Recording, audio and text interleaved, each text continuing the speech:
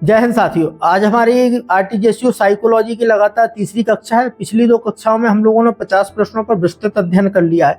ये हमारी जो कक्षा हो रही है ये 5 से 10 प्रश्नों के लिए हो रही है। आपके जो पेपर द्वितीय में हमारा धर्म प्लस साइकोलॉजी के कुछ प्रश्न उन्होंने पिछले वर्ष डाल दिए, तो इस वजह से हम लोग इसका भी अब विस्तृत अध्ययन करने लगे हैं। तो हम लोगों को जो भी पिछली क्लासें हमारी हो जाती हैं तो नए साथी उनका भी अध्ययन कर लेंगे, और जो नए पुराने साथी हैं वो हमारे रिवीजन करते चल रहा है, जिससे हम लोग पिछली क्लासों की जो भी जानकारी है महत्वपूर्ण वो कम से कम भूलें। तो शुरुआत करते हैं। आज का हमारा जो टॉपिक है प्रश्नों पर, सैनिक जीवन में स्वयं से पहले सेवा का क्या महत्व है, सेवा की प्रेरणा, सेवा के गुण आपके अंदर कहाँ से उत्पन्न होंगे। अब आगे बढ़ते हैं। 51वां प्रश्न है, स्वयं से पहले सेवा का मुख्य उद्देश्य क्या है। सुरक्षा को सर्वोपरि मानना, ये बिल्कुल उद्देश्य तो होता ही है, सुरक्षा को सर्वोपरि मानना, देश की युद्ध में उतरना, ये बिल्कुल स्वयं से पहले सेवा हम लोग राष्ट्र की कर सकते हैं। संगठन और राष्ट्र को सर्वोच्च मानना, दृढ़ विश्वासी बनना, ये चारों सही हैं। लेकिन जो चारों में से सबसे सटीक हमारा ऑप्शन जाता है, ये जाता है ऑप्शन सी, संगठन और राष्ट्र को सर्वोच्च मानना। यदि आप सेना में जा रहे हैं उसको सर्वोच्च मानते हैं, और यदि आप किसी राष्ट्र के निवासी हैं, नागरिक हैं, उसको सर्वोच्च मानते हैं, तो उसके आगे फिर आपका ना तो युद्ध में उतरना, दृढ़ विश्वासी बनने कुछ नहीं लगता है। तो हमारा इसका ऑप्शन सी हो जाएगा।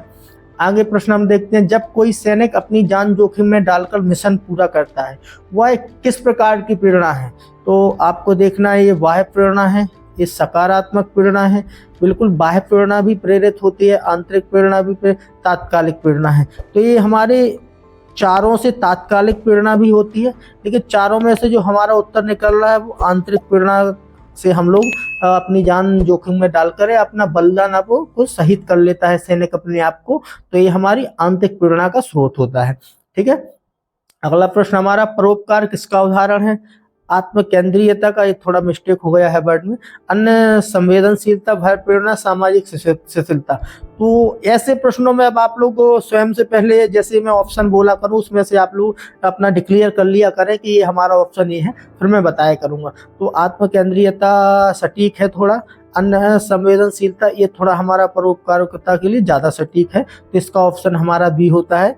अगला प्रश्न हम लोग देखेंगे, स्वयं से पहले सेवा की भावना विकसित करने के लिए प्रभावी रणनीति क्या हो सकती है। यदि आप लोग सैनिक बनने जा रहे हो और हम सोचे कि हम आपके अंदर स्वयं से पहले सेवा की भावना विकसित करें, तो मैं ऐसी कौन सी रणनीति बनाऊंगा।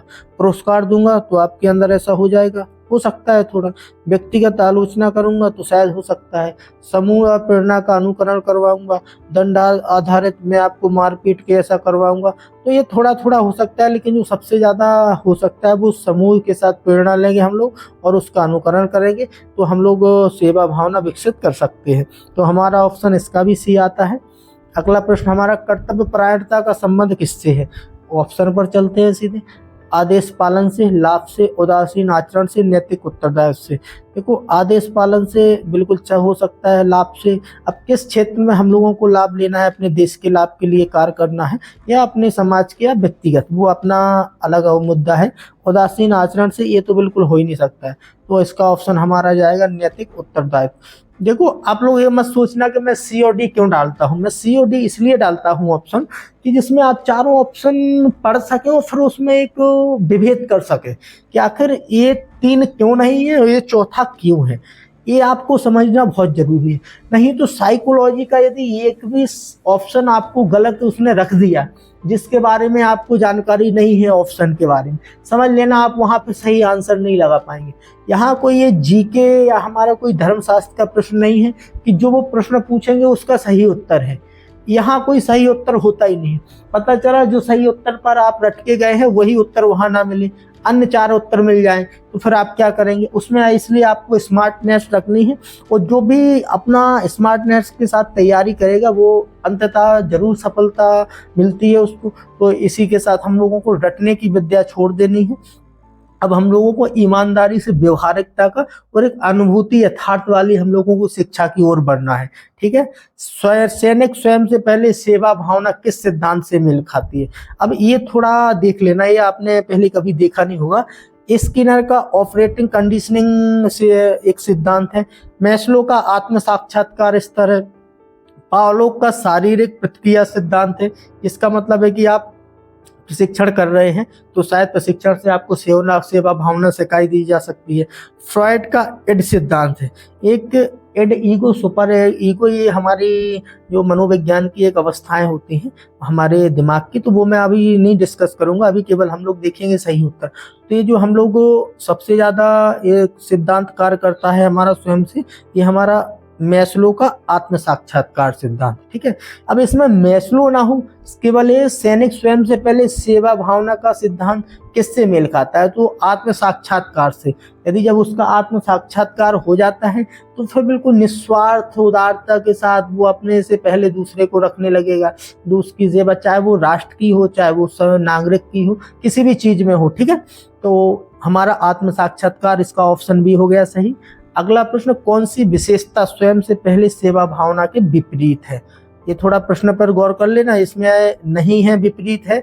पता चला हम लोग नकारात्मक वो हमसे पूछ रहा है, हम लोग सकारात्मक पहला ऑप्शन देख के तुरंत टिक करके आगे निकल जाए। तो अनुशासन सकारात्मक है, विपरीत नहीं है। समर्पण बिल्कुल सही है। साहस सकारात्मक, और जो हमारा विपरीत है वो है स्वार्थपरकता, तो इसका है ऑप्शन डी, स्वार्थपरकता बिल्कुल इसके विपरीत है। अगला प्रश्न हमारा, सैनिक अपनी सुख सुविधाओं का त्याग करता है, तो यह किसे दर्शाता है? देखो ऐसे ही बिल्कुल आपको सटीक प्रश्न मिलेंगे वहाँ। सैनिक अपनी सुख सुविधाओं का त्याग यदि कर रहा है तो वो किसे दर्शाता है? तो ये आत्म संरक्षण को, मानसिक संतुलन को, सामाजिक तुलना को, निस्वार्थ भावना को। तो इसको हमारा आ जाएगा निस्वार्थ भावना, ऑप्शन डी। ठीक है, अगला प्रश्न हमारा देखेंगे, आत्मत्याग की भावना किस मनोवैज्ञानिक गुण से उत्पन्न होती है? अभी मनोवैज्ञानिक गुण भी आपके अंदर चेक किया जाएगा कि जो आत्मत्याग की भावना आपके अंदर, मैंने बोला जो आपके इंटरव्यू को, आपका साक्षात्कार में जो आपको देखे जाते हैं ना, वो आपकी परिस्थितियों के अनुसार गुण देखे जाते हैं, और वहीं में हम लोग थोड़ा समस्याएं फंस जाती हैं, उनकी समझ नहीं पाते हम लोग भावनाओं में बह के कि हमसे पूछना क्या चाह रहे हैं। और जैसे ही आप लोग साइको की हमारे साथ क्लास करते रहेंगे तो आप बहुत अच्छी तरह ये जो मूल होते हैं, जो गुण होते हैं, तो उससे आप परिचित हो जाएंगे। फिर स्थितियां आप समझने लगेंगे कि अच्छा ये हमसे ये जानने की कोशिश कर रहा है। ठीक है, आत्मत्याग की भावना किस मनोवैज्ञानिक गुण से उत्पन्न होती है? चिंतन से हो सकती है, चिंता से तो आत्मत्याग होगा नहीं है। आत्म प्रशंसा से हो सकती है, सहानुभूति से, ये सबसे ज्यादा हो सकती है सहानुभूति से। ठीक है, तो इसका ऑप्शन डी है। आत्मत्याग की भावना किस मनोवैज्ञानिक गुण से उत्पन्न होती है? तो सहानुभूति से होती है। ठीक है, ऑप्शन डी। समूह के लिए सोचने वाला व्यक्ति कौन से सिद्धांत का पालन करता है? समूह के लिए सोचने वाला व्यक्ति, यदि आप अपनी यूनिट में सोच रहे हैं और अच्छे विकास के लिए, तो वो किस सिद्धांत का? व्यक्तिवादी सिद्धांत, समाजवादी सिद्धांत। अब यहाँ समाजवादी नहीं जुड़ रहा है आप लोग को, समाजवादी ये जुड़ेगा हमारा सामूहिक भावना। ये हम लोग सामूहिक भावना रखेंगे तो हम लोग अपने समूह के लिए अच्छा। यहाँ आत्म केंद्रित दृष्टिकोण भी नहीं हो रहा है, यहाँ याद रख लेना है, क्योंकि ये बिल्कुल सटीकता ऑप्शन है, यहीं फंसने की सबसे ज्यादा संभावना रहती है। तो थोड़ा देखना है कि हमसे जो प्रश्न है वो क्या चाह रहा है, क्या वह उसकी डिमांड है। तो यहाँ व्यक्ति को कौन से सिद्धांत का पालन करना है? समूह के लिए। तो जब हम लोग सिद्धांत करेंगे तो सामूहिक भावना करेंगे फिर। ठीक है, अगला प्रश्न बढ़ते हैं हम। स्वयं से पहले सेवा को अपनाने के लिए सबसे उपयुक्त मनोवैज्ञानिक उदाहरण है। ठीक है, इसका है पुरस्कार की चाहत, ये तो मनोवैज्ञानिक उदाहरण नहीं हो। तो डर से आदेश का पालन, ये तो और नहीं है। फिर नैतिक कर्तव्य मानकर सेवा करना, दूसरों को देखकर सेवा करना। थोड़ा सा दूसरों को देखकर छोटी सी सेवा कर सकते हैं, लेकिन सबसे ज्यादा जो हमारा सेवा की भावना होगी वो होगी नैतिक कर्तव्य मानकर सेवा करना। यदि जो व्यक्ति किसी कार्य को अपना नैतिक कर्तव्य समझने लगे, जैसे आप अपने आप को ईमानदारी से भारतीय नागरिक मानकर अपना नैतिक उत्तरदायित्व या नैतिक जो हमारे ड्यूटी है उसको निभाने लगे, तो हमारे भारत देश का बहुत कम मतलब नुकसान, और 2047 पर हमारा विकसित भारत मिशन का रखा गया है वो हम लोग 2037 में कर लेंगे, ये मेरी गारंटी है। लेकिन ऐसा कभी होना नहीं है, तो वो विकसित भारत की हम लोग केवल सपने देखते रहेंगे, ये भी असंभव है। यदि कोई सैनिक भूख के बावजूद ड्यूटी निभाता है तो वह कौन सा लक्षण है? देखो इसकी बात, मैं कोई भी बात बोलूँ तो इसका ये नहीं समझना कि सरकार कुछ भी करती रहे, यदि उसके नागरिक उसके देश के विकास में या वो अपने संगठन के विकास में नहीं सोचेंगे, अपनी भूमिका अपना कर्तव्य नहीं ईमानदारी से निर्वहन करेंगे, कुछ नहीं हो सकता है सरकार से। तो इसलिए सभी को ये सोचना पड़ेगा कि हम लोगों को यदि विकसित बनना है तो बहुत सारी अच्छी चीज़ें अभी केवल चलो अब आगे बढ़ते हैं हम लोग अपने जीवन पर लौटते हैं। कौन सा लक्षण है? यदि कोई सैनिक भूख के बावजूद ड्यूटी निभाता है तो यह कौन सा लक्षण है? सक्रियता का। बिल्कुल उत्साही हो सकता है, विद्रोही ये तो नहीं हो सकता। यदि विद्रोही है और वो भूख के बाद वो तो खाने के बाद भी ड्यूटी नहीं निभाएगा। समर्पण, हाँ ये समर्पण त्याग का भाव सैनिक को इसके कर्तव्य के लिए बिल्कुल उकसा आगे कर सकता है। तो आप समर्पण लगाएंगे इसका ऑप्शन डी।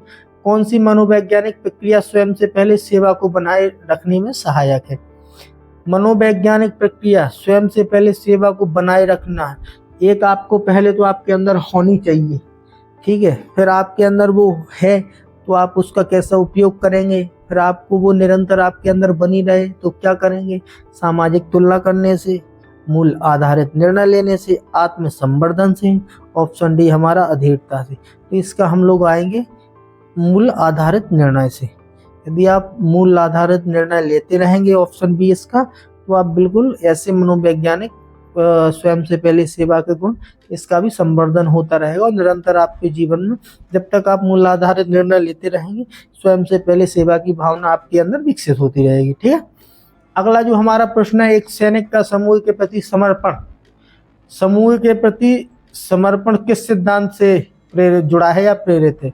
प्रेरणा सिद्धांत से, आत्म केंद्रीयता सिद्धांत से, सामाजिक पहचान सिद्धांत से, निष्क्रिय सिद्धांत से। तो ये हमारा जुड़ता है सामाजिक पहचान सिद्धांत से। ठीक है, ऑप्शन सी इसका। अगला प्रश्न हमारा, यदि एक सैनिक दूसरे सैनिक को सेवा भाव से कार्य करते देखकर प्रेरित होता है तो एक किसका उदाहरण है? दंड आधारित अधिगम, जैविक आत्म संवर्धन या सामाजिक अधिगम सिद्धांत। तो इसका ऑप्शन हमारा डी है, सामाजिक अधिगम सिद्धांत। ठीक है, अगला प्रश्न, टीम भावना किस प्रकार के व्यवहार को बढ़ावा देती है?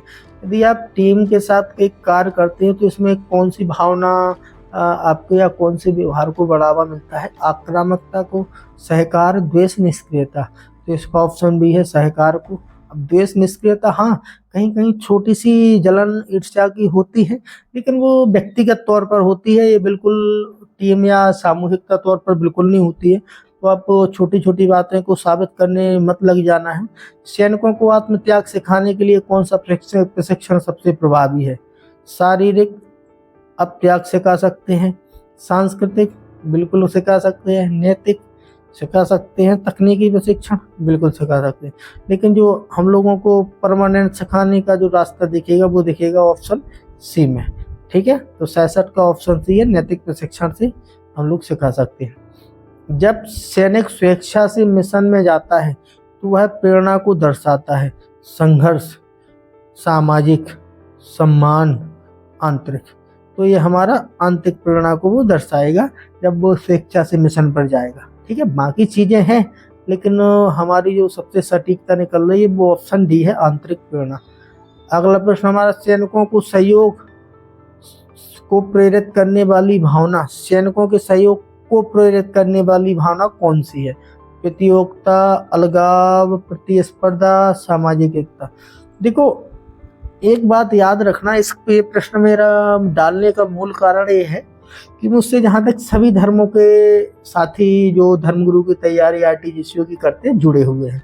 सैनिकों के सहयोग को प्रेरित करने वाली, जो सैनिक एकता में बंधे रहते हैं उनके एक दूसरे के सहयोग की जो भावना है वो कहाँ से आती है? तो वो आती है आपकी सामाजिक एकता से। लेकिन जो वर्तमान स्थितियां हैं हमारी, वो सांप्रदायिक हिंसा, सांप्रदायिक अलगाव, वो जो सामाजिक एकता हमारी टूट रही है, इसको देखते हुए थोड़ा सैनिक भी हतोत्साहित हो रहे हैं। इसीलिए जो धर्मगुरुओं की भूमिका है ना, तो इसीलिए वहाँ बढ़ गई है कि अब आपको सैनिकों के अंदर ये विचार आने ही नहीं देना है कि हमारे समाज में क्या नफरत, क्या कट्टरता, कितनी द्वेष, कितना क्या फैल गया है, ये नहीं आने देना है। तो इसलिए अब थोड़ा एक्स्ट्रा आप लोगों को ट्रेनिंग में भी एक्स्ट्रा कुछ सिखाया जाता है पिछले ट्रेनिंग के मुकाबले, और पेपर में भी आपको पूछने लगे हैं अब। ठीक है, अगला प्रश्न नंबर जो है 70वां, जब सैनिक संगठन के मूल आत्मसात करता है, संगठन के मूल मतलब अपने यूनिट के मूल आत्मसात करता है, तो यह कौन सी प्रक्रिया है? अधिग्रहण, अनुकूलन, आत्म पहचान, सामाजिकरण। तो ये हमारी जो है ये है सामाजिकरण। समाज से बहुत कुछ हमारे जब युवा जब सैनिक बनने की चाह रखते हैं और तैयार होते हैं तो उनका समाज का बहुत बड़ा योगदान रहता है। से बाकी जो सैनिक गुण हैं हमारे राष्ट्र के प्रति त्याग वाले, ये सारी चीजें वहाँ प्रशिक्षण के बाद शुरू होती हैं, अनुशासन वहीं होता है। लेकिन इसके पहले जो अन्य मूल हैं जो एक हम लोगों को एक सैनिक तैयार करके देता है आंतरिक, वो हमारे यही समाज से होता है, वो हमारा परिवार से होता है। परिवार एक उसकी मूलभूत इकाई है। तो यहाँ से हम लोगों को थोड़ा, हमारे जो सैनिक वहाँ नहीं है, हम लोग आम जीवन में जी रहे हैं, तो हमको ऐसा करना है कि हमारी समाज में नफरत इतनी ना फैले, विद्वेष हिंसा ना फैले, ऐसे कोई कार्य में कदम उठाएंगे। ठीक है, अब कल हमारी क्लास, आज के लिए मैं फिर थोड़ा समस्या में, मैं अभी तबीयत ठीक नहीं हो पा रही है, तो आज हमारी जीके की फिर आज रिकॉर्ड कर रहा हूँ। तो कल से हमारी 9 जून से लगातार दोनों क्लासें हो जाएगी, और इसकी 7 बचेंगी क्लासें। 7 क्लासें हम लोग 15 तक कर लेंगे कवर। 15 के बाद फिर दोनों टाइम हमारी जीके प्रैक्टिस चलती रहेगी। तो आपको बिल्कुल धैर्य बनाए रखना है। ठीक है, बाकी जितना स्वयं से और जितनी ज़रूरत है उतने पर हमको अध्ययन करना है। जो हमारी ऊर्जा है उसको हम लोगों को सकारात्मक मार्ग में, दिशा में लगानी है। बाकी इतने भ्रम में मत पड़ जाना है कि वो सारी ज़रूरत की चीज़ें छोड़कर अन्य सारी सामग्री एकत्रित करने में लग जाओ कि जो हमारे परीक्षा से दूर दूर तक किसी का संबंध नहीं है। ठीक है, तो थोड़ा स्मार्टनेस दिखाते हुए अध्ययन करना है, लेकिन करना जरूर है। ऐसा नहीं है कि केवल स्मार्टनेस दिखाना है।